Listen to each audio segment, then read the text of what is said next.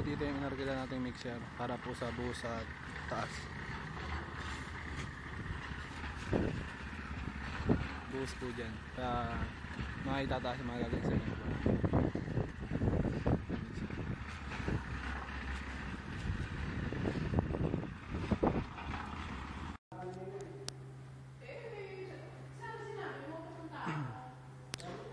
Dito, ito po yung ginawa nating salamin. Salamin po. Takip sa ilalim po ng lababo.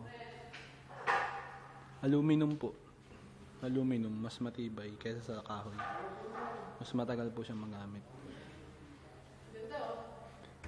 Ito po, plastic. Then, sliding door po yan. May lock. Meron pong lock. Then, sliding po. Sliding po. Ayan. Sliding door po siya. Sa buong 4 na unit po. Ganito rin po. Sliding door. Kabilaan po na sliding door.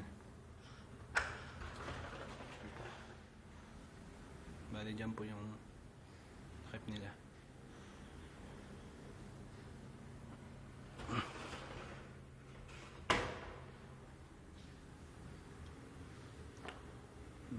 Kumpara po sa kahoy, mas maganda na yan. Kasi yung maintenance po, mas mahaba. Kumbaga yung kahoy, pag nababasa, nabubulok. Yan pong aluminum, hindi na po nabubulok. Tapos yung pinaka-trip niya po, ano yan? Plastic. Na may design po na parang mga bamboo-bamboo.